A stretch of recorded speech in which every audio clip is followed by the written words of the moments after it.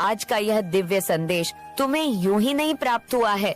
वास्तव में इस संदेश को तुमने अपनी तीव्र ज्योति की ऊर्जा से आमंत्रित किया है।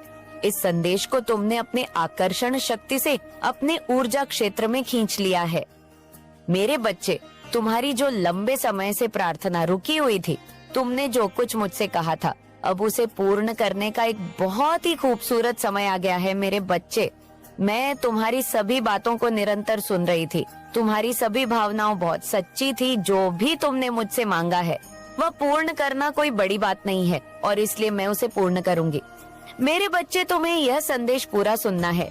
किसी भी परिस्थिति में तुम चाहे जिस भी हाल में हो, इसे बीच में छोड़कर जाने की भूल ना करना।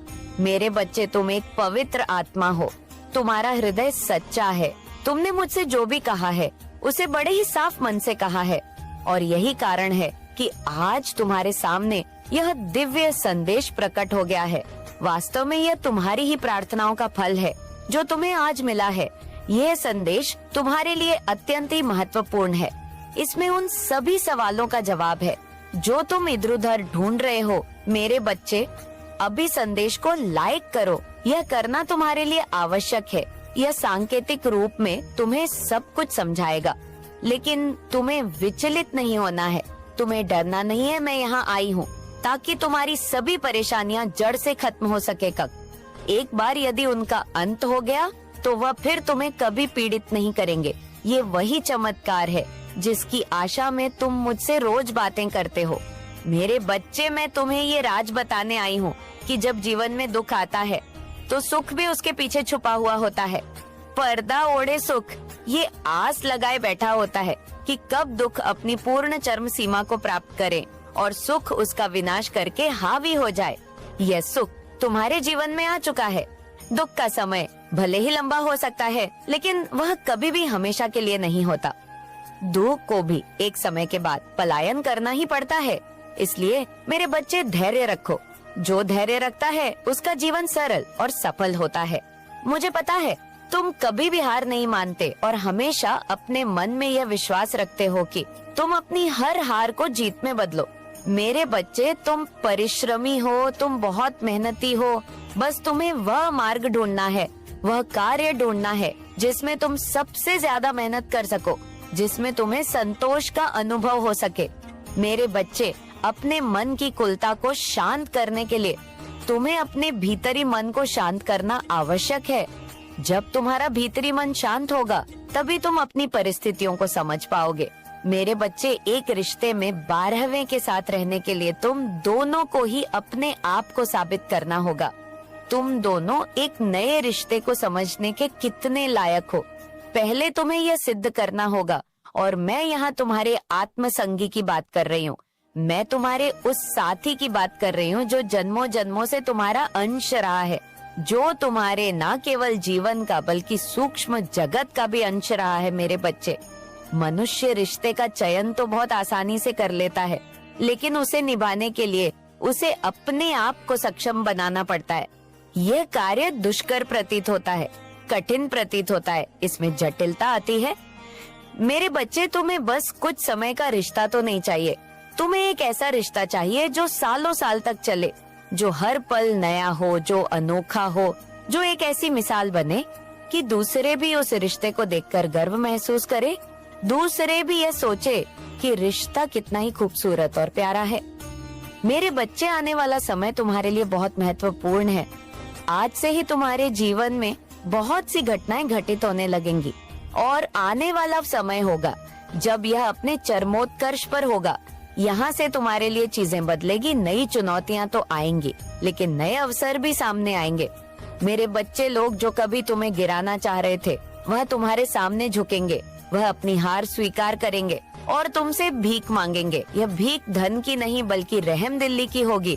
उनका बुरा समय जब शुरू होगा तो सहायता के लिए तुम्हारे ही समक्ष आएंगे। यहाँ भी तुम्हारे लिए चुनौती होगी, यहाँ भी तुम्हारे कर्मों का चयन होगा।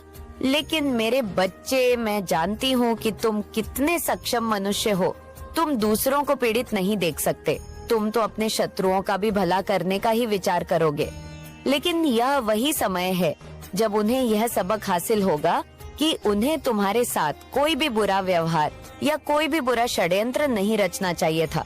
मेरे बच्चे, आने वाले समय में तुम्हें एक खुशखबरी प्राप्त होगी, जिसके होने का तुम इंतजार कर रहे थे। वह कार्य बहुत ही कुछ सफलता के साथ संपन्न होगा। ऐसे शुभ संयोग बनेंगे जिससे तुम्हारी समस्त कामनाएं पूर्ण होने लगेंगी। तुम अपनी जीत की ओर आगे बढ़ो, अपनी जीत को अपनी ओर आकर्षित करोगे। तुम्हारे प्रेम संबंध में जो भी खटास चल रही थी, उस संबंध में इतनी मधुरता आ जाएगी कि तुम्हारा हृदय खुशी से झूम उठेगा। तुम्हारा साथी, उसके मन में इतनी तड़प आएगी कि वह तुम्हारे बिना रह नहीं पाएगा। वह निरंतर तुम्हारे पास खींचा चला आएगा।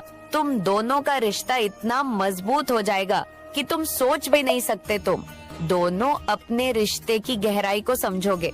मेरे बच्चे, ये तुम्हें आकर्षित करना है, इसे तुम्हें अपने जीवन में उतारना है। संख्या 444 लिखकर अपने साथी को, अपने प्रेम को और जीत को आकर्षित करो।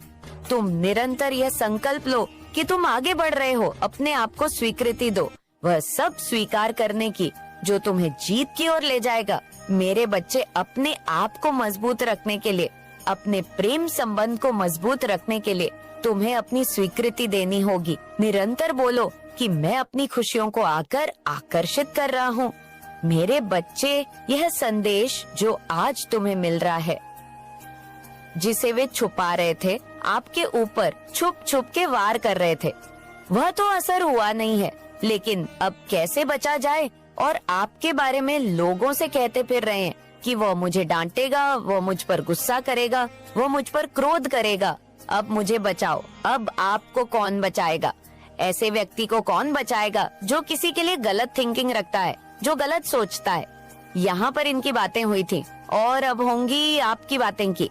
आप कौन से कार्य करते हैं? कौन सी ऐसी पावर शक्ति है आपके पास? क्योंकि आपके पास वो शक्तियाँ कहाँ से आई, समझ कहाँ से आई? ऐसा क्या है आपके पास जिसकी वजह से इनका डर लगातार बढ़ता जा रहा है? कौन है वह जो आपको बचा रहा है? दैवीय शक्ति के साथ साथ कोई है जो आपको बहुत ज्यादा बुद्धि दे रहा है, बहुत ज्यादा आपको समझा रहा है और आपको इस बात का यकीन दिला रहा है कि आप किसी के झांसे में ना पड़ो। कोई कितना भी आपको बेवकूफ बनाने की कोशिश करे, आप बिल्कुल भी बेवकूफ ना बनो। ऐसी बातें आपको कौन सिखा रहा है?